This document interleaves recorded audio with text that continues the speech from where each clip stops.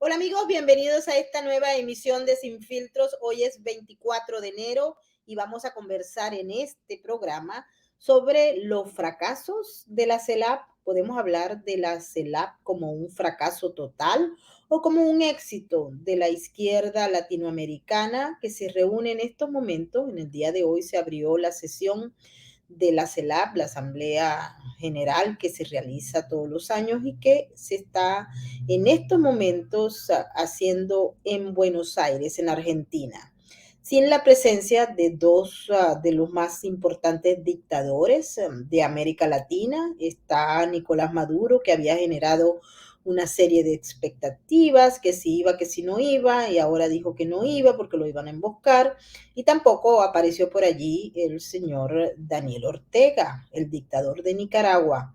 Ambos huyeron, pero Argentina sí tuvo el placer desde su gobierno de Alberto Fernández y Cristina Kirchner de recibir a un dictador asesino, criminal, que ha sido prácticamente bendecido por el Partido Comunista Chino, y estamos hablando de Miguel Díaz Canel, el dictador de Cuba. Ese sí estuvo por ahí y anda reuniéndose con cualquiera que le apetezca.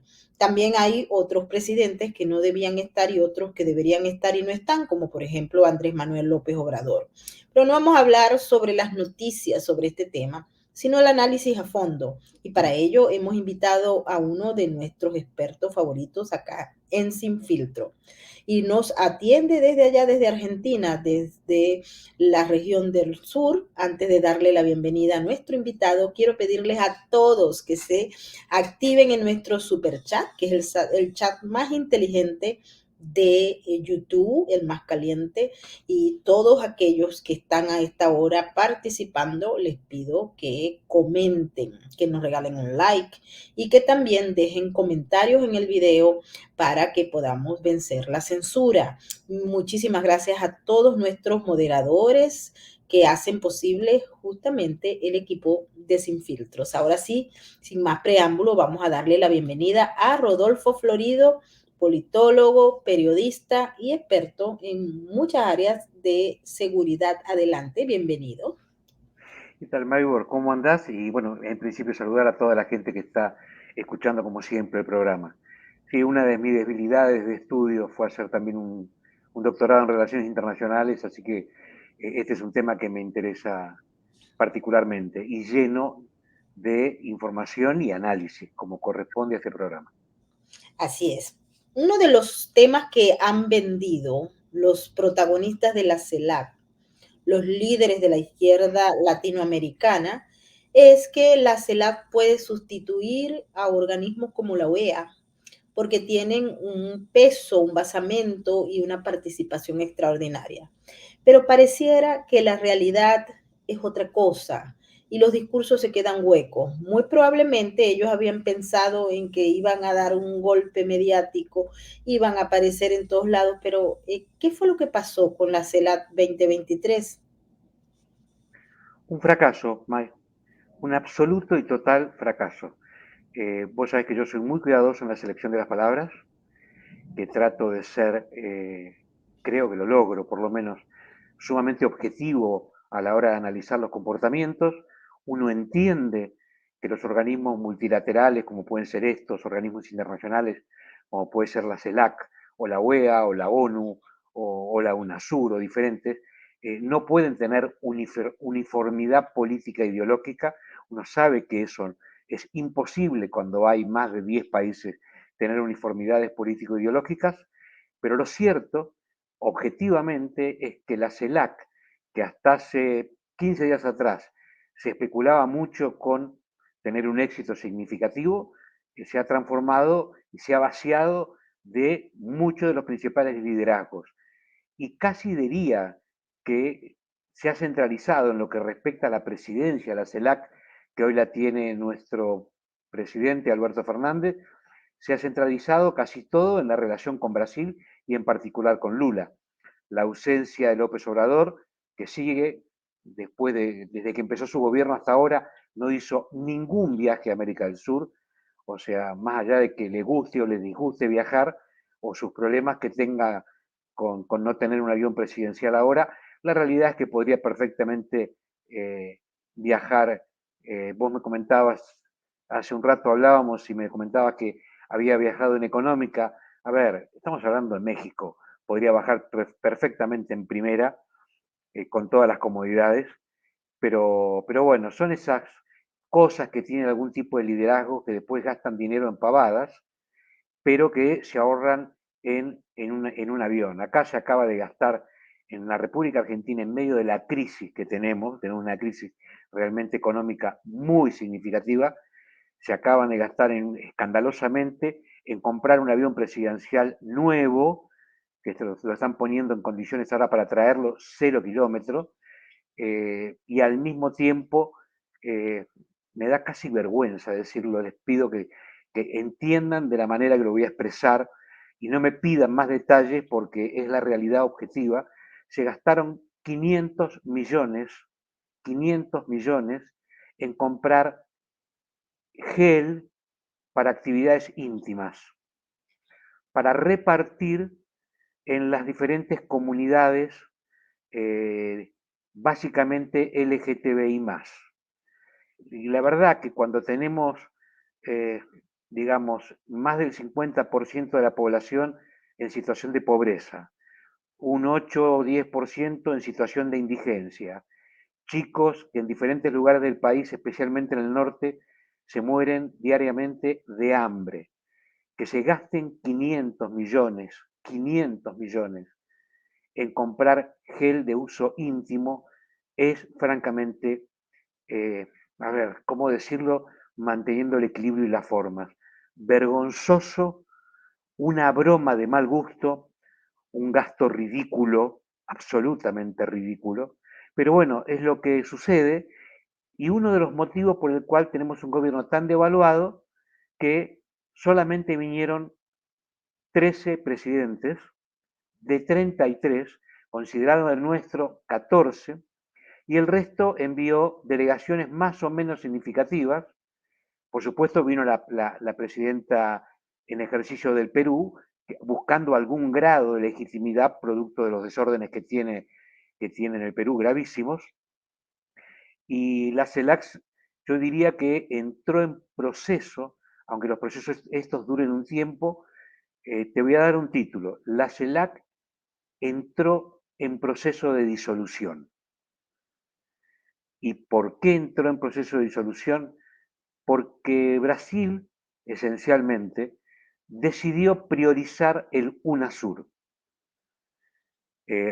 Porque le conviene a Lula, básicamente, y porque, yo lo voy a poner en otros términos, la gente que está escuchando, si yo le digo que existe un país que se llama San Vicente y las Granadinas, ¿cuántas de las personas que nos están escuchando saben, para ser absolutamente honesto, cuántos saben que eso es un país? De hecho, al dictador de ese país se lo conoce en América Central como el pequeño Castro, el pequeño Raúl Castro, el pequeño Fidel Castro. Se llama Ralph González. Bueno, muy probablemente este país, con Ralph González, sea el próximo presidente de la CELAC. Porque además la República Argentina, que podía pedir una extensión para este año, decidió no hacerlo. Entonces, por eso quiero ser totalmente objetivo. Analícenlo conmigo. El país anfitrión, que puede quedarse un año más, decidió no quedarse. ¿A quién le pide, con quién negocian para designar al nuevo presidente de la CELAC? Con Cuba. Con Venezuela, que no está presente, ya vamos a hablar de eso. Con Colombia y con Lula. ¿A quién quieren poner? A un presidente de un país que la mayoría de la gente, yo me animaría a decir eh, casi con certeza absoluta, que si hacemos una encuesta en la calle, no hablemos de Nueva York, hablemos de en Brasil, en la República Argentina, en Uruguay, en México, en Chile, y le preguntamos, ¿usted conoce San Vicente y las Granadinas? Y él no, yo me animaría a decir que 9,5 de cada 10 no van a saber ni que existe, ni mucho menos dónde queda. Y si le van a preguntar, ¿usted conoce a un presidente Ralph González? 9,5 de cada 10 no van a saber quién es. Entonces, si uno llega a esas conclusiones, que se va a designar como presidente, el nuevo presidente de la CELAC, a un ignoto desconocido, al mismo tiempo, los presidentes más significativos, digamos, de América y de Centroamérica, no están presentes. Y faltan más de 20 de los 33 que lo integran. Uno dice, obviamente es un fracaso, obviamente se le está bajando, o sea, es tan brutal el fracaso que hasta los invitados especiales que habían, que eran Estados Unidos y China, no mandaron delegación. Nadie esperaba que viniera Xi Jinping, nadie esperaba que viniera Biden, pero por lo menos que viniera alguien. No vino nadie. ¿Y por qué no vinieron?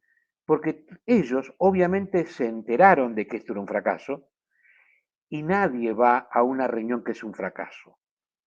Y para utilizar una expresión popular nuestra, que vos sabés que yo soy adicto a utilizar ese tipo de expresiones, a veces para ejemplificar claramente un concepto. Nadie se asocia en un boliche bailable con un alcohólico. Eso está sumamente interesante. Pero te quería comentar algo. San Vicente y Granadinas, que para aquellos que lo anden buscando en el mapa, está en el Caribe Oriental, son socios estratégicos del régimen de Nicolás Maduro. Es prácticamente una islita que sirve de máquina lavadora de dinero y de exportadora de agentes del régimen a muchos otros países. Por ser prácticamente desconocido, los pasaportes de San Vicente y Granadinas tienen un valor estratégico a la hora de delinquir. También ellos son socios estratégicos del proyecto que creó Hugo Chávez llamado Petrocaribe, que por cierto Maduro en estos días dijo que lo iba a relanzar y que dentro de los, si se quiere, los objetivos que están planteados con el ALBA, está el relanzamiento de Petrocaribe y para ello pusieron a un sujeto chavista que fue incluso canciller del régimen llamado Félix Plasencia, que estaba anteriormente como embajador del régimen de Venezuela frente a el gobierno, si lo podemos llamar así, de Gustavo Petro. Entonces hay una conexión de agendas y el hecho de que el presidente de San Vicente y Granadinas vaya a llegar a la presidencia de la CELAC definitivamente es curioso, pero hay que también tomar en cuenta que en la red de redes ahí aparece una vinculación directa y ni hablemos de Cuba, ¿no? En el marco de las declaraciones, Rodolfo, han habido algunas que nos han llamado mucho la atención. El hecho de que Nicolás Maduro haya decidido a última hora no ir y diga que, bueno, que iba a ser emboscado, porque la palabra que usó fue emboscado.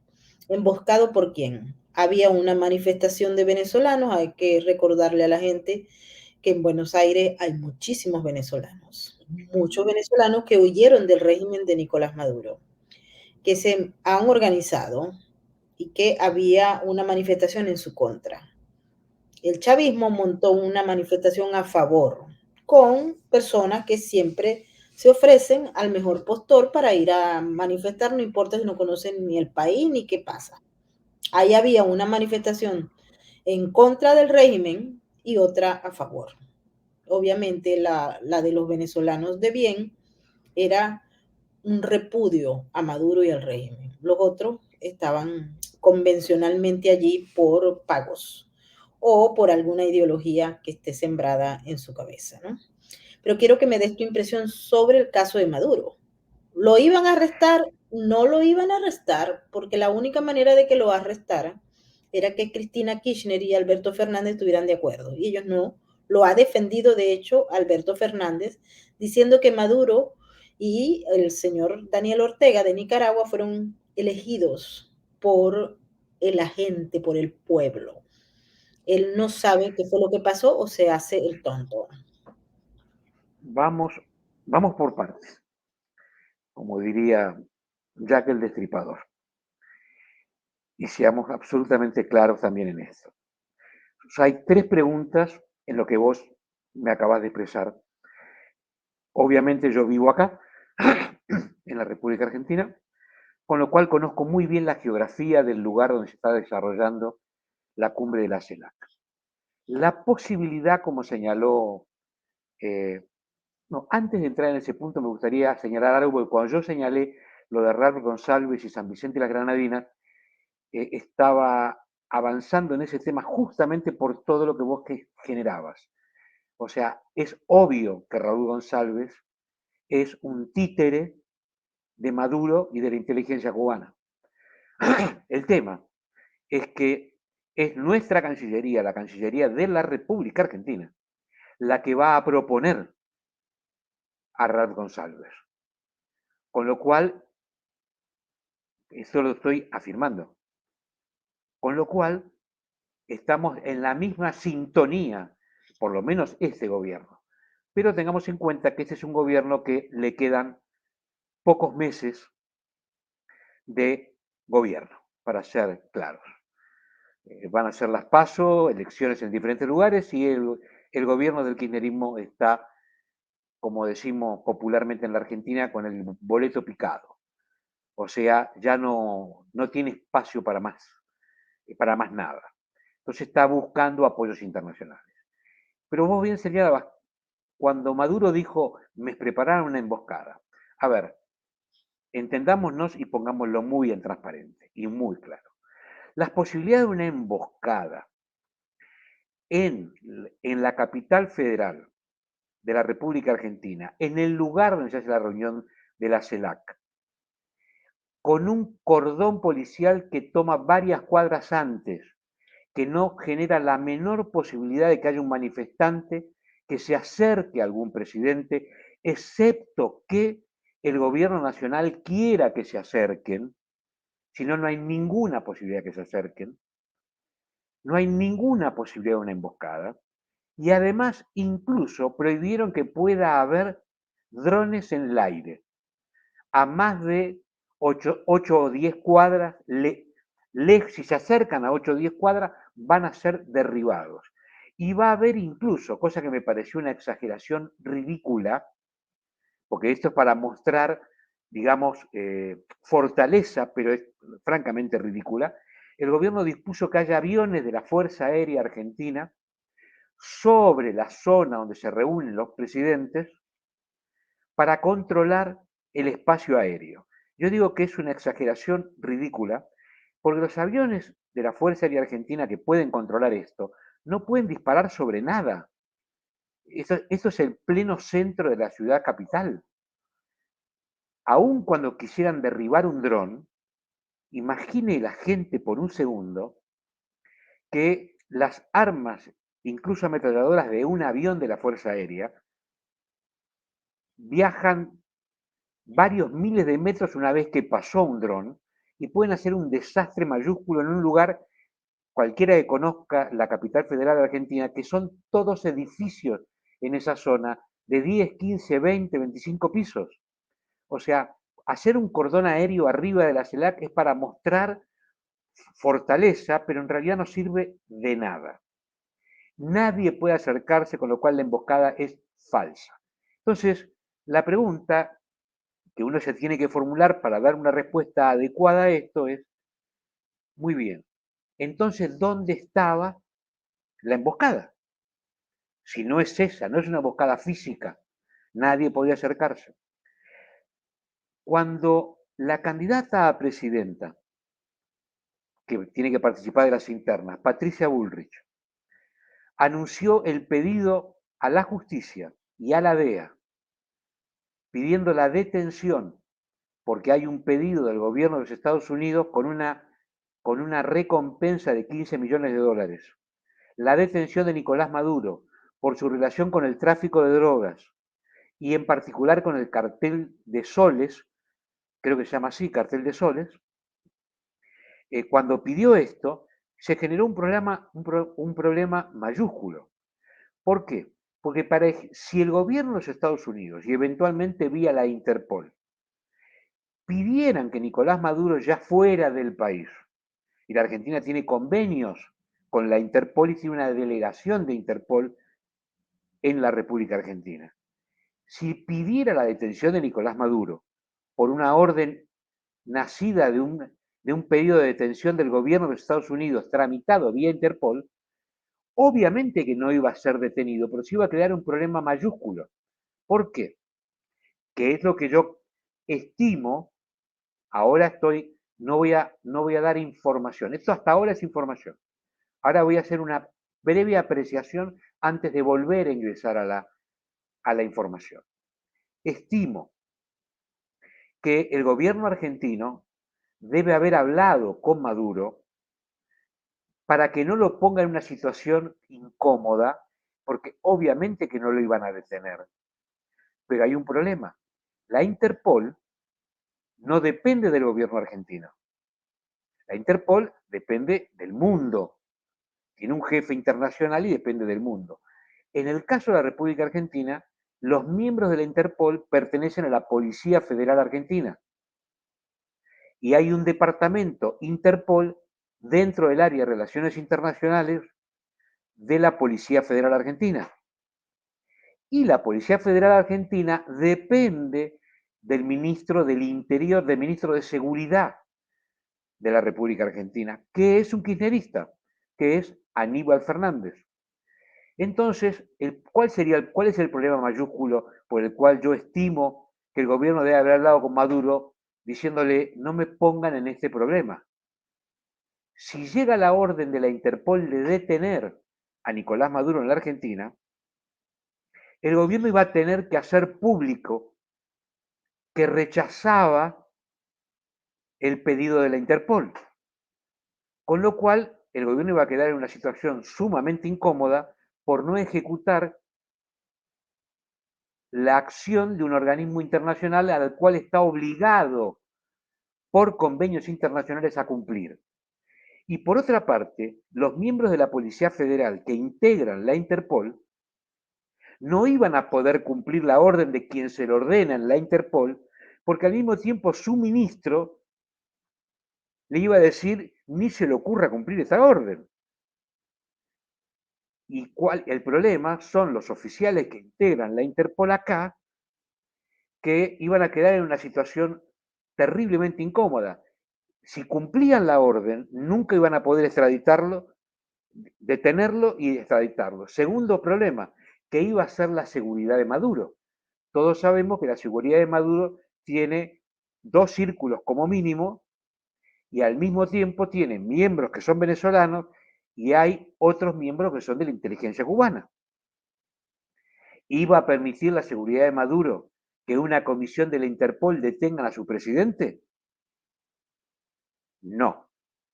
Con lo cual por eso digo que eso es el dato objetivo y duro.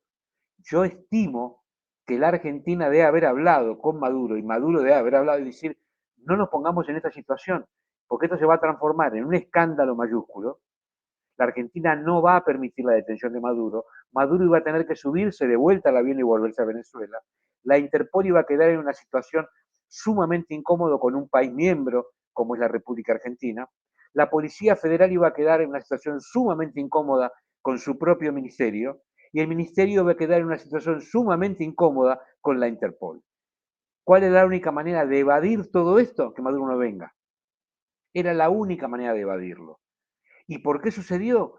Porque una candidata presidencial, Patricia Bullrich, de Juntos por el Cambio, miembro del PRO de Mauricio Macri, se presentó a la justicia y a la DEA y dijo, acá hay un pedido internacional por tráfico de drogas, pertenencia al cartel de los soles contra Nicolás Maduro.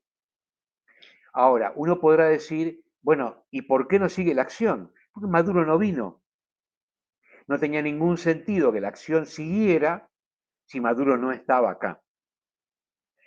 Pero al mismo tiempo esta situación terminó de poner el broche del fracaso más grande de la CELAC. Y a eso se le suma otro fracaso, que los canales de televisión de la República Argentina, excepto en el canal, a ver, más oficialista, no hablemos del canal estatal, que obviamente es oficialista, siempre lo es, oficialista del que está o del que venga, en el canal más oficialista del cable que hay en la República Argentina, en todos los demás canales fue invitado el señor Valladares, el escritor cubano, en el cual puso de manifiesto las denuncias que habían contra Díaz-Canel y haber él presenciado, porque estaba detenido, pasó más de una década preso en una cárcel cubana, creo que casi 15 años preso, en el cual dice, Díaz-Canel torturaba gente en la cárcel, él personalmente, y yo vi cuando le pegó un tiro en el cuello a un detenido. Ese es el presidente de Cuba, un hombre que pasó una década en Nicaragua para que triunfara la revolución sandinista, que hoy es el presidente de Cuba, que es un violador consuetudinario de los derechos humanos, un torturador en persona, obviamente no siendo presidente, pero antes, en las funciones que tenía con el Partido Comunista Cubano, él personalmente le gustaba torturar. O sea, a ver, estamos hablando de una personalidad casi de un psicópata. Entonces, cuando empezó a salir en todos los canales de televisión, el señor Valladares, muy reconocido por su protagonismo y por sus libros escritos, que logró finalmente irse de Cuba, básicamente por el apoyo de un español, de un presidente de España en su momento, que le pidió a Cuba que lo liberaran a Valladares, y Valladares ya mientras tanto iba sacando y contó toda la historia de cómo utilizaba la parte interna de los paquetes de cigarrillo para ir escribiendo parte de lo que sería después su primera novela, que se refirió en realidad a todos los años de estar preso, porque no lo dejaban ni escribir cuando estaba preso. Pero claro, cuando logró salir, y después vio el crecimiento de Díaz-Canel, dijo, no, pero si ese es el hombre que yo lo veía, porque a veces Díaz-Canel torturaba gente en presencia de otros detenidos para que los detenidos supieran lo que les esperaba si él los agarraba. Bueno, ese es el presidente de Cuba. Entonces, de pronto en la República Argentina, muchísimos, millones de argentinos empezaron a darse cuenta quién es Díaz-Canel. Entonces, ¿qué está pasando en las primeras 48 horas que Díaz-Canel está en la Argentina? No va a ningún canal de televisión, no lo, no lo entrevista ningún periodista y está pasando seguramente la CELAC esperando que termine para poder volverse a Cuba rápidamente porque no está bien visto. Porque sea de derecha o sea de izquierda, si son gente honesta, nadie quiere tener en su país a una persona que se encargaba de violación de derechos humanos, de torturas de manera personal y de ejecuciones con su propia arma. Entonces, esto ha complicado mucho y por eso están tratando de que la CELAC pierda significación. Y al mismo tiempo está Lula, que quiere potenciar la UNASUR. Y ahí entramos en un tema que es otro de los problemas, que es, a ver, quiero que la gente lo entienda también. Se habla de crear una moneda. Esto lo voy a decir sin eufemismos. Es absolutamente falso y es una mentira. No hay ninguna posibilidad de crear una moneda de circulación para los ciudadanos en Brasil y en Argentina. Esta moneda hablan de llamarla SUR, una moneda en común entre Brasil y Argentina, que algunos comentaban que las primeras conversaciones empezaron hace un tiempito atrás, en cuanto Lula ganó las elecciones, y ahora continuaban en conversaciones reservadas en el marco de la CELAC. A ver, acá vuelvo con esa imagen que yo te di en un momento. Nadie pone un bar teniendo un socio alcohólico. Brasil tiene una inflación anual aproximadamente que dependerá este año entre el 4 y el 6%. La Argentina tiene una inflación anual por mes que está entre el 4 y el 6%. La posibilidad de encontrar una sincronía monetaria para crear una moneda única, cuando hay un país que proyecta una inflación que, dependiendo en los sectores más optimistas del oficialismo, hablan de una inflación anual este año del 70%. En los sectores, digamos, no oficialistas, los economistas no oficialistas, no hablo de los economistas de la oposición, los economistas no oficialistas hablan de una inflación entre el 90 y el 105%. Entonces, hagan un cálculo simple en sus casas. ¿Cómo se hace para tener una moneda en común cuando la inflación de un país es del 6 y la del otro es del, pongamos un promedio intermedio, 85%?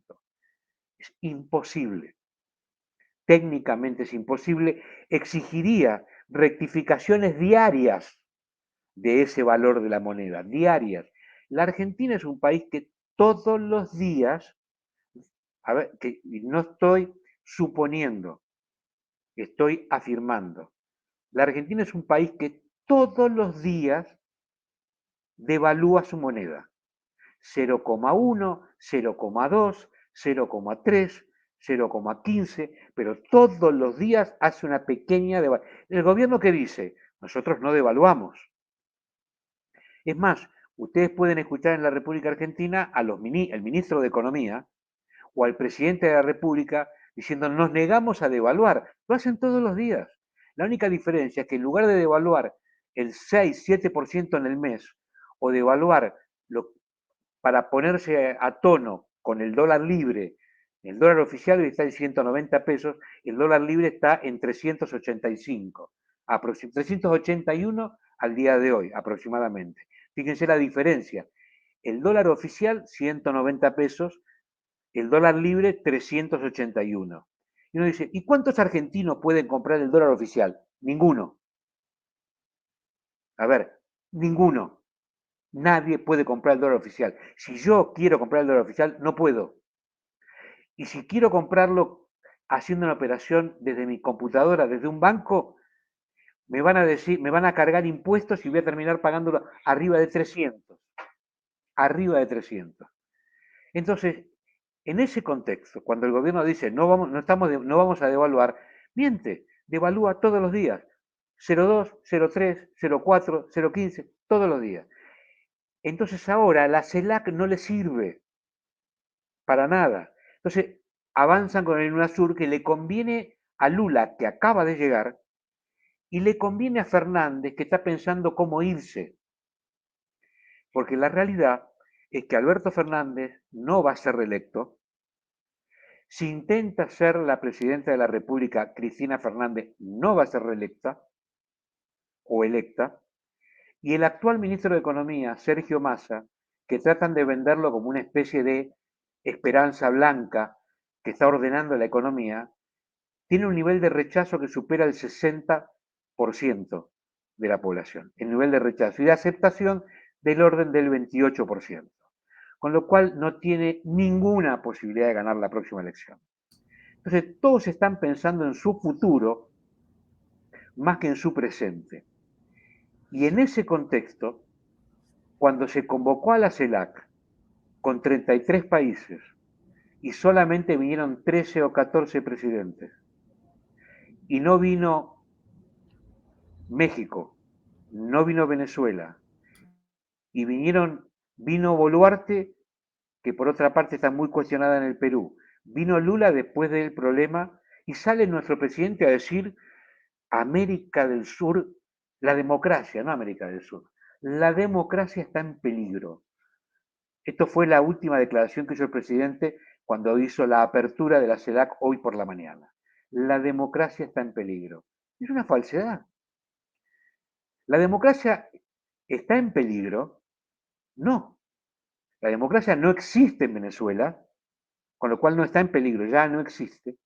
La democracia no existe en Cuba, donde hay un sistema de partido único, donde la gente no puede elegir entre dos o tres o cuatro o 15 expresiones políticas ideológicas distintas. Cuba va a decir, la gente elige, chico, y va a decir, la gente elige ahí dentro de la isla, dentro del partido, dentro de la manzana, y elige al mejor hombre que tenemos, sí, del Partido Comunista Cubano.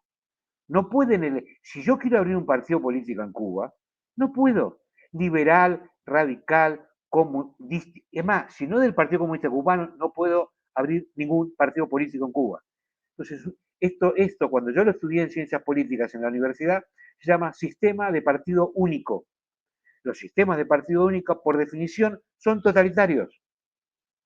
Por definición, es único. Entonces, es como decir, es tan autoritario como puede ser Norcorea. Es menos totalitaria Rusia, que podrá tener fraude, pero hay otros partidos, pero en el caso de Cuba es indiscutible.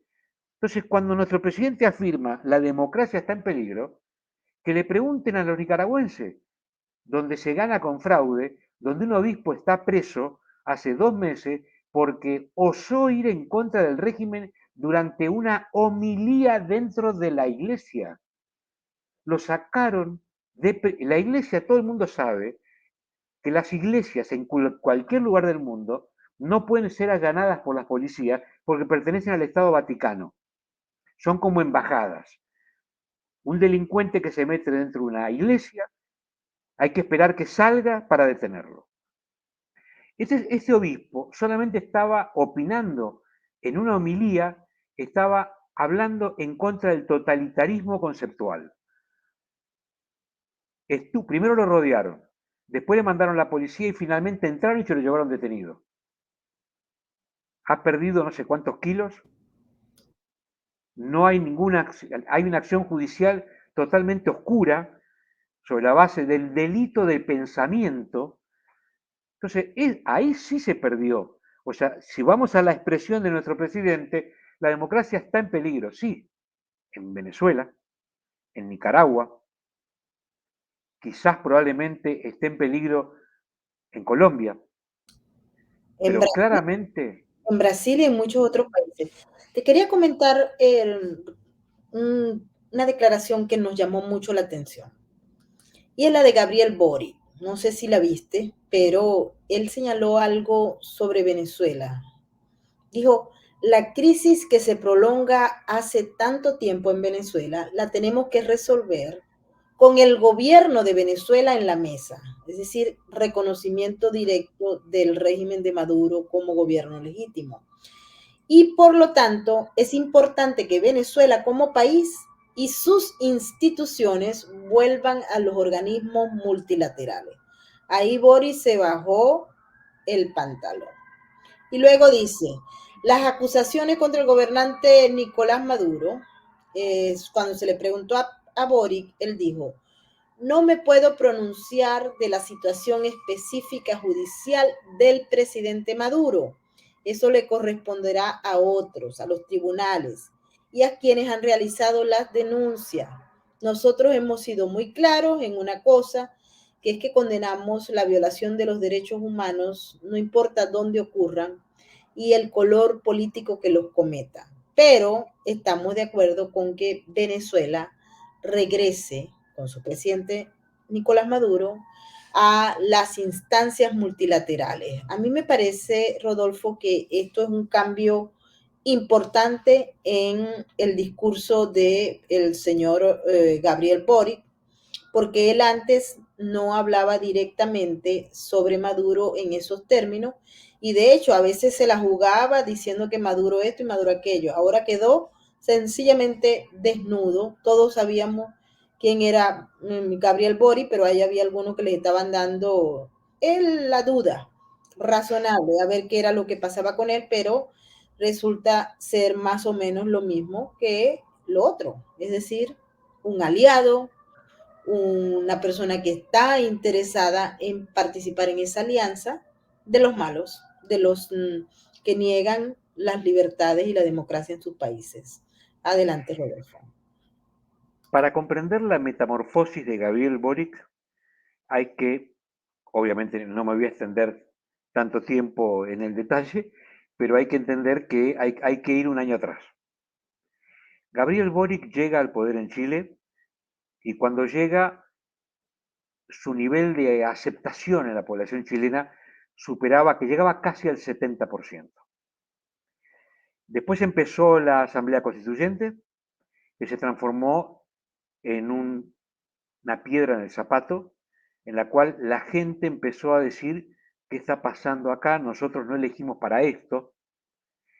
Después vino para que la gente votara si aceptaba o no, y el rechazo fue inmenso. El rechazo a la nueva constitución fue total, en términos electorales fue un fracaso para Boric inmenso, y en todo ese proceso Gabriel Boric empezó a perder del 70 al 60, del 60 al 40, del 40 al 35 y actualmente está en un nivel de aceptación del 30%. O sea, perdió, dependiendo de las encuestadoras, entre 30 y 40 puntos de aceptación. El problema para Boric es que perdía cuando se ponía en posiciones de izquierda y perdía cuando se ponía en posiciones de derecha. O sea, ninguna de las actitudes que iba tomando, como vos bien señalabas recién, cuando parecía que iba a ser contrario al régimen de Nicolás Maduro, también seguía perdiendo. Y cuando salía a favor, también seguía perdiendo. Entonces, Boric es como que no encuentra, es como un cantante que no encuentra la melodía. Trata de ver cómo ajusta el discurso para dejar de caer en la medición personal.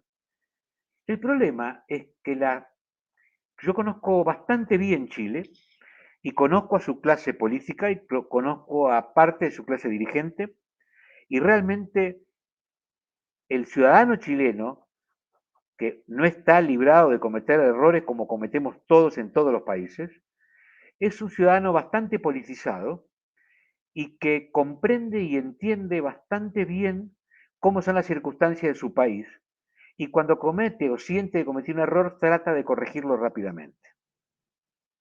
En este contexto, Boric intentó ajustar su discurso respecto a Venezuela pensando de que al ciudadano chileno le podía interesar primero que estuviera en contra de Nicolás Maduro y después que estuviera a favor. En todas las situaciones siguió perdiendo crédito.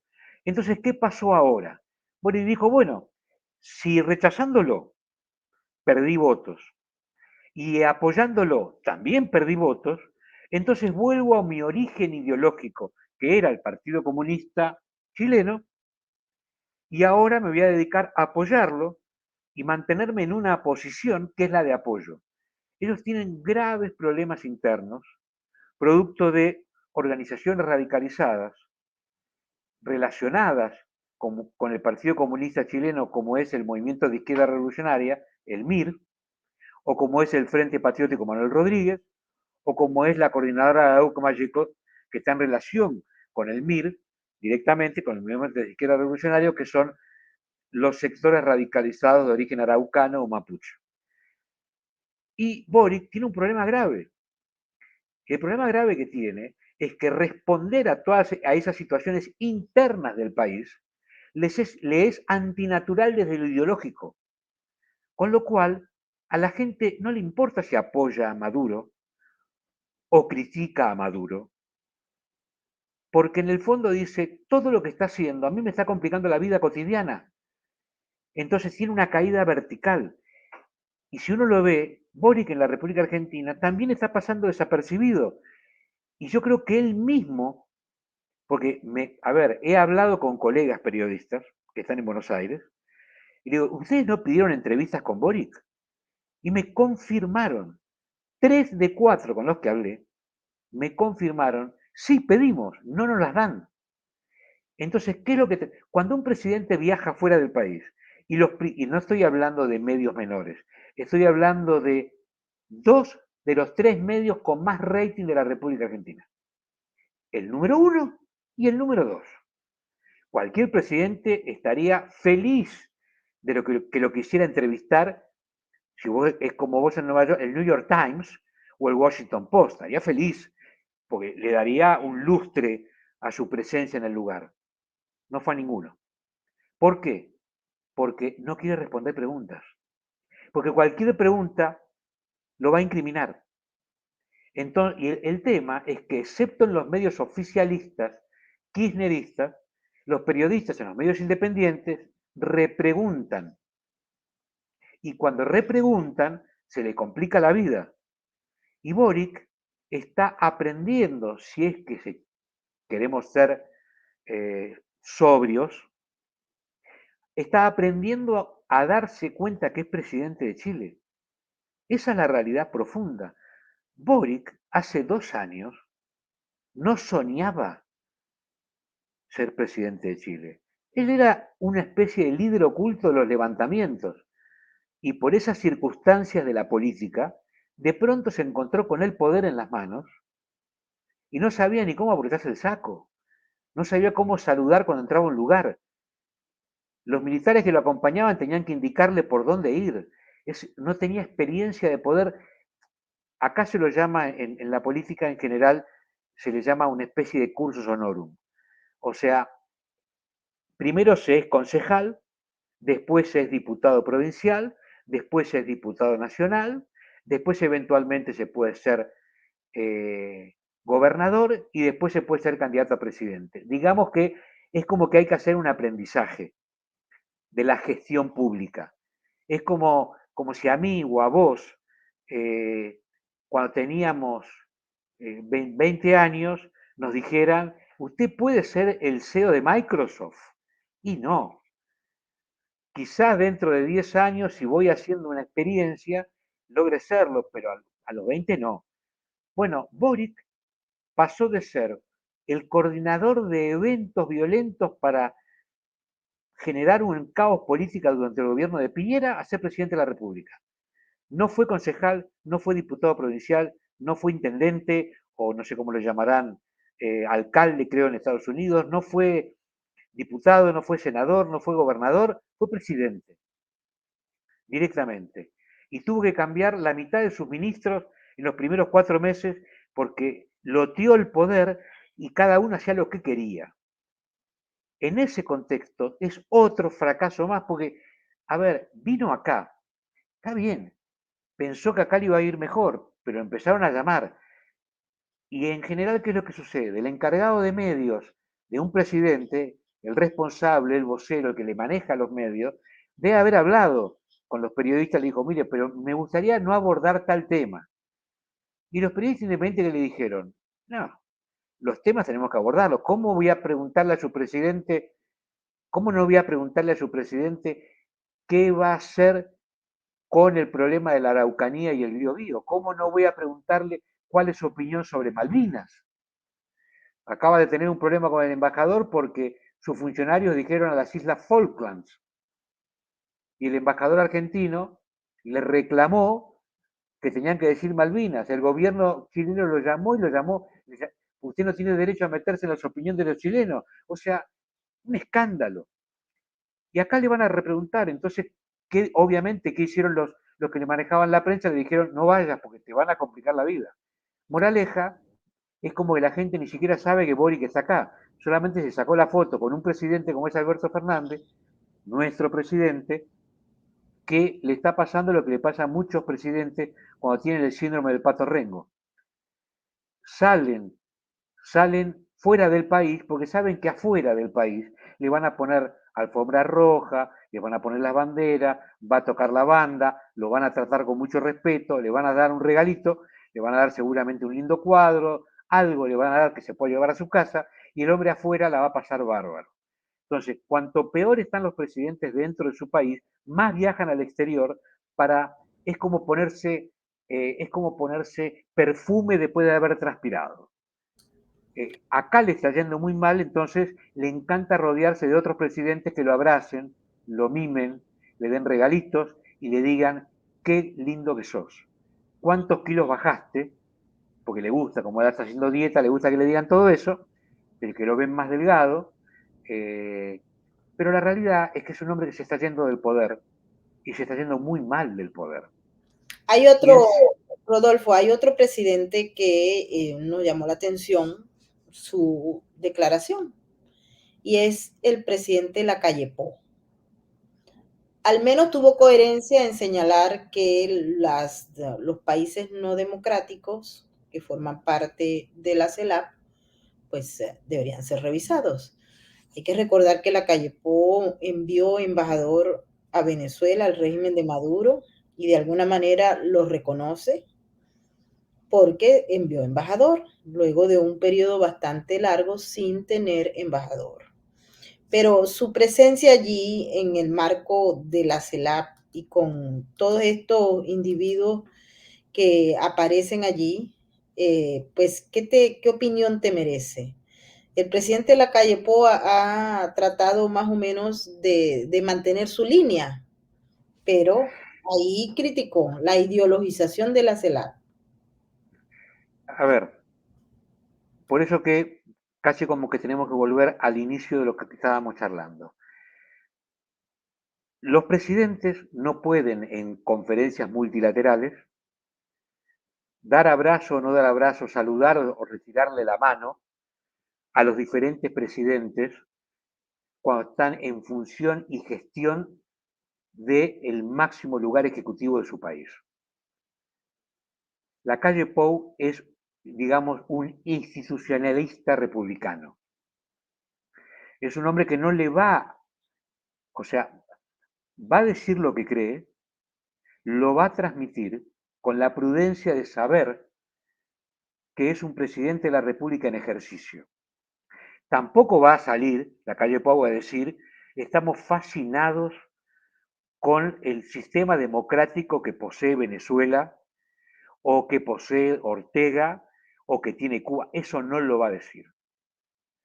Pero mientras las formalidades estén cubiertas, la legalidad o la legitimidad de ejercicio de un gobierno no lo va a poner en evaluación Lacalle Pou en una reunión multilateral. Esto no lo va a hacer porque no es el estilo uruguayo. Nosotros, Uruguay es frontera con nosotros, casi somos, los uruguayos y los argentinos, si nos cruzamos, nos reconocemos realmente como hermanos. No hay ninguna diferencia ni en nuestra manera de hablar, ni tonada prácticamente. Somos países hermanos realmente en serio. En lo único que nos diferenciamos es en el fútbol, nada más que en eso. Pero después nos parecemos muchísimo, con una diferencia. El uruguayo es mucho más moderado que el argentino. El gusto y lujo que puede darse porque tiene mucha menos población y es un país económicamente muy ordenado, con una inflación muy baja. Y ahora, ¿un uruguayo puede darse el lujo de pelearse con la República Argentina? No. ¿Puede darse el lujo de pelearse con un Brasil? No. Y si en la República Argentina no estuviera el kirchnerismo, estuviera de vuelta el Juntos por el Cambio, la gente de Macri, de los radicales, la coalición cívica, estuviera, más que son más cercanas a Lacalle Pou.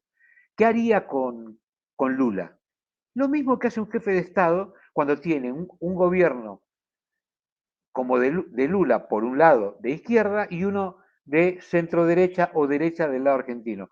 Mantener equilibrio y equidistancia de los problemas ideológicos, porque él tiene que convivir con las dos realidades.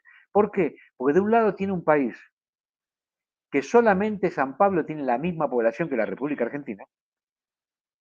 Argentina son 50 millones de habitantes y Brasil son 200. Y Uruguay son 4 millones. No me acuerdo la última vez que miré cuántos más son, pero es un país chico, ordenado, prolijo y cuidadoso de la manera de expresarse.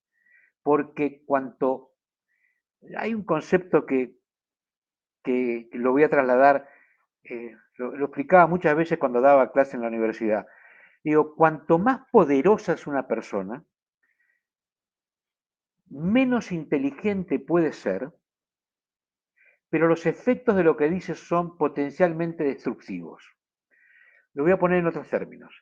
Si yo digo una genialidad en mi país, no soy una persona importante. Tengo acceso, llego a información, tengo algunos dirigentes políticos con los cuales tengo buena relación, de un lado, del otro, pero no soy una persona importante. Yo puedo decir una genialidad y no repercutir en el mundo.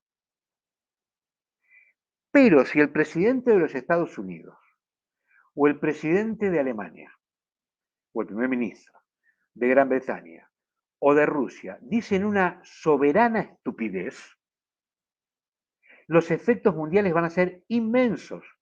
O sea, una estupidez dicha por un poderoso tiene efectos inmensos. Y una genialidad dicha por alguien sin significación política no tiene ningún efecto. Esto los uruguayos lo tienen clarísimo. Con lo cual tienen una clase política muy educada, muy cuidadoso de lo que expresan, muy cuidadoso de lo que expresan, y sumamente respetuoso de la disidencia. O sea, ojalá tuviéramos nosotros esa inexistencia de grieta que hay en Uruguay. En Uruguay, la izquierda uruguaya, representada por el Frente Amplio y los últimos dos presidentes antes de la calle Pou, y el centro derecha que representa, o la derecha moderada que representa la calle Pou, en el trato personal y político, son extremadamente respetuosos entre ellos y se escuchan con mucho respeto, cosa que no pasa acá. Entonces, la calle Pou lo que hizo es lo que la dinámica política exige. Colocó un embajador, quizás ahora, ¿tenía obligación de hacerlo? No necesariamente, pero al mismo tiempo tenía cierta cantidad de negocios necesarios para la estabilidad económica del Uruguay, pero tampoco salió a hablar de las bondades del régimen venezolano, para nada. Estableció un embajador que seguramente es ideológico, seguramente no, estoy seguro, es ideológicamente no afín con Venezuela, y Venezuela tuvo el prurito de aceptarlo sin cuestionar la formación ideológica del embajador que fue. Ahora, ¿qué tipo de embajador eligió? Preferentemente uno con gran experiencia política y gran experiencia en materia de relaciones internacionales. Por Sí. otra parte, él sabe que la incidencia de Uruguay en el marco regional es mínima, realmente es mínima. Nuestro presidente se enoja cuando Uruguay busca hacer acuerdos fuera del Mercosur, pero la realidad es que Uruguay necesita acuerdos fuera del Mercosur, porque si espera que el Mercosur, cuyo volumen más grande es Brasil y el segundo es el de la República Argentina, le den algo de lo mucho que se distribuye, van a ser migas. Entonces Uruguay busca otros acuerdos fuera. Y la Argentina de pronto se enoja y dice, eso es actuar en contra del Mercosur. Uruguay es un sobreviviente de los acuerdos regionales entre Brasil y Argentina. Ahora, por ejemplo, Brasil y Argentina estaban por hacer un acuerdo en el cual se van a financiar las importaciones. Ahora, en las reuniones esta de la CELAC, en la cual Brasil le va a financiar a la República Argentina las exportaciones argentinas a Brasil. Y acá todo el mundo dice, ¡ay, qué maravilloso! No vamos a tener que pagar todo al principio, nos lo van a financiar en un año. Otra gran falacia del discurso. A ver, primero, hay que pagarlo igual. Segundo, la balanza comercial nuestra con Brasil es deficitaria, absolutamente deficitaria. Y va a ser más deficitaria después del financiamiento, porque muchos van a ir a colocar productos que los van a tomar financiados a un año, con lo cual uno dice, en un año vemos. Y hay un viejo cuento en esto, vos sabés que me gusta mezclar las cosas, hay un viejo cuento que no sé si lo escuchaste alguna vez, y si lo escuchaste, teneme paciencia. Pero estoy seguro que mucha gente no. Que hay un hombre en un reinado que el rey lo recibe por un delito y lo condena a muerte. El rey lo condena a muerte. Y le dice, bueno, mira, yo te voy a ejecutar. A usted lo voy a ejecutar ahora, en cuanto terminó esta audiencia, lo voy a ejecutar. Usted me puede pedir una última voluntad y yo después lo mato. Y el hombre le dice, bueno, mi última voluntad es que yo lo que le voy a pedir es que me deje vivo hasta que yo tengo durante un año y yo le voy a enseñar a que su caballo hable. Entonces el rey se queda pensando y le dice, pero yo al año lo ejecuto. Sí, sí, yo en un año le voy a enseñar a hablar a su caballo. Bueno, le dice el rey, los amigos del condenado se acercan y le dicen, flaco, es imposible que un caballo hable. Y el condenado le dice, ¿qué me importa? Número uno, gané un año. Número dos, el caballo puede hablar. Número tres, el rey se puede morir. O sea, hay países que cuando no tienen el volumen para incidir sobre la conducta de los más grandes, tienen que ser inteligentes. Y Uruguay es un país sumamente inteligente, tanto su actual oficialismo como la oposición. Así que no veo con ninguna preocupación la política exterior de la calle Pou. Bueno, yo creo que dentro de todo lo que hay por allá, la calle Po, te podemos decir que es de lo mejorcito que hay. Sí, Gustavo Petro, presidente de Colombia, ex miembro de la organización terrorista M16, está en Argentina. Al igual que está, por ejemplo, el presidente de Bolivia, Luis Arce Catacora, está la, la que dice ser la presidenta de Honduras, la señora Xiomara de Celaya, esposa de Celaya, que también anda pues muy alebrestado.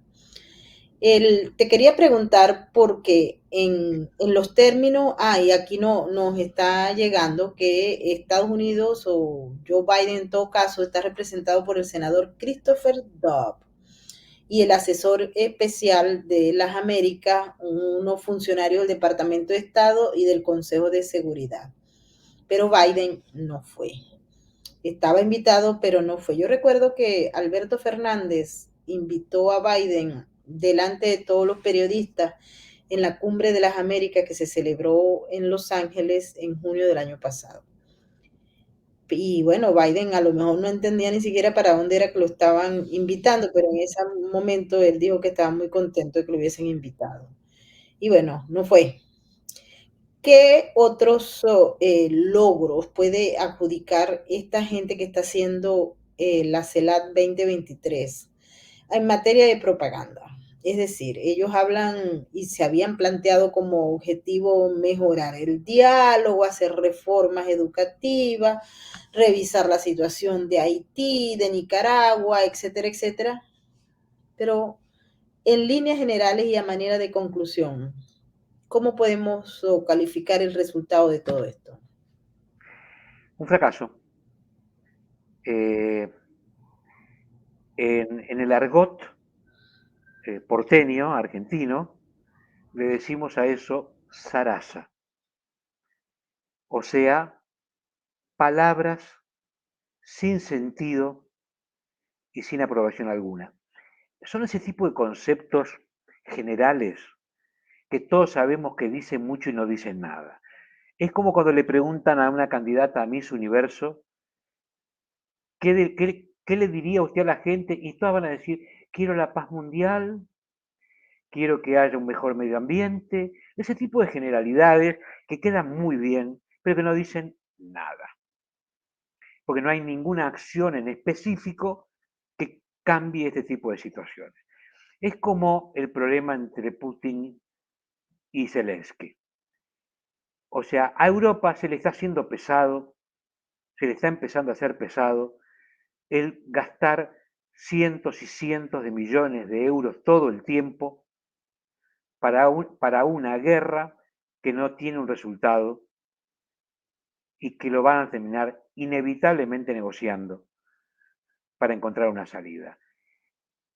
En el caso de la CELAC, claramente es un fracaso, nadie está obteniendo nada, ni Xiomara, ni Ortega, ni Maduro con esa victimización, e incluso la propia Cristina Fernández de Kirchner, que esperaba que ayer fuera Lula al despacho de ella, con mucho, o sea, el gobierno argentino le organizó la reunión con Xiomara Reyes. Xiomara Reyes fue al despacho de Cristina, tenía que ir, alargaron con otras reuniones de Lula, y el propio Alberto Fernández de alguna manera arregló las cosas con su canciller para que Lula no fuera en ese horario porque estaba ocupado en otra cosa. O sea, hasta se usaron para la interna.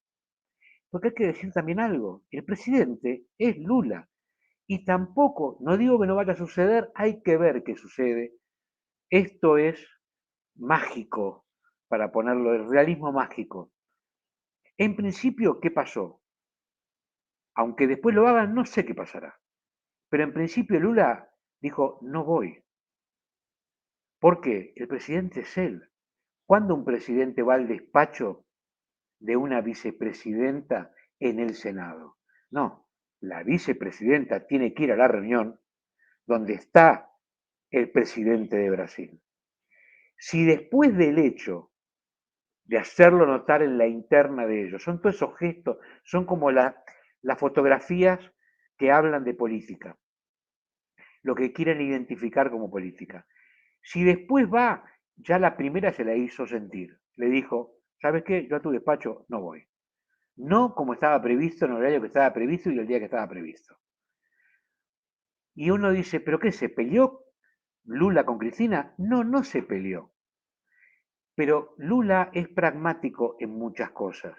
Lula sabe que el gobierno de Alberto y Cristina está terminado, que en agosto va a haber elecciones paso y la va a ganar la oposición, sola o sumada la va a ganar, yo calculo con una diferencia, sumando la oposición toda, que es los diferentes candidatos, con una diferencia entre 15 y 20 puntos, y después va a ir a las elecciones nacionales en la cual va a repetirse o agudizarse aún más ese resultado, porque hay mucha gente que vota ganador,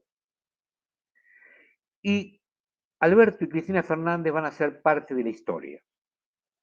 Lula está empezando su mandato y sabe que va a tener que relacionarse con una nueva o un nuevo presidente de la República, que seguramente será o Patricia Bullrich o Horacio Rodríguez Larreta.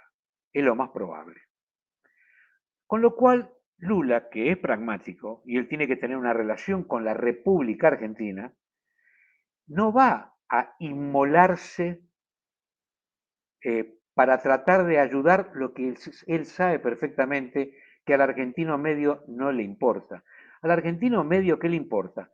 Si puede ir a Brasil de vacaciones, si puede ir al carnaval porque es divertido, y si puede ir al Maracaná a ver un partido de la selección argentina. Pero la política regional entre Brasil y Argentina al argentino medio no le interesa, no sabe de qué se trata, ni siquiera sabe qué es lo que se comercia. Lula lo sabe y sabe qué es lo importante. Lula sabe que tiene que relacionarse. No puede dinamitar los puentes con una oposición que dentro de 7 meses, 8 meses, va a ser el nuevo oficialismo, cuando él está en el primer año de gestión. Esto lo sabe. Con lo cual, uno observa que Lula se saca las fotos, sonríe, pero no habla en contra de la oposición. No se dice, por supuesto, que qué bueno sería que el compañero Alberto le vaya bien en la próxima elección. Perfecto, es el presidente en ejercicio. Pero vos, Maybor, o toda la gente que está escuchando, ve las encuestas, el nivel de aprobación de Alberto Fernández está aproximadamente en el 15%. Y el nivel de desaprobación está en el orden del 80% y el 5% no decidió. O sea, es un presidente terminado, agotado, inexistente, que solamente, como dije en un momento, le encanta ir a estas reuniones porque es el único momento que le dicen señor presidente. Y bueno, y ahora que presidente de la CELAT, antes de que se lo pase al nuevo jefe, que sería el mandatario de San Vicente y Granadinas.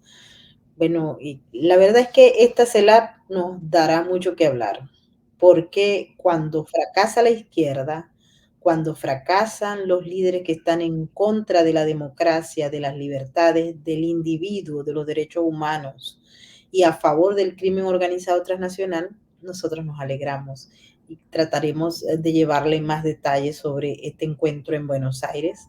Por ahora nos tenemos que ir porque hemos agotado el tiempo. Queremos agradecerle a nuestro invitado preferido, Rodolfo Florido, que siempre nos da una clase magistral sobre los temas que tratamos aquí, que ustedes no van a conseguir en otro canal, con los análisis que les presentamos sin filtros y sin censura. Así que mil gracias, Rodolfo.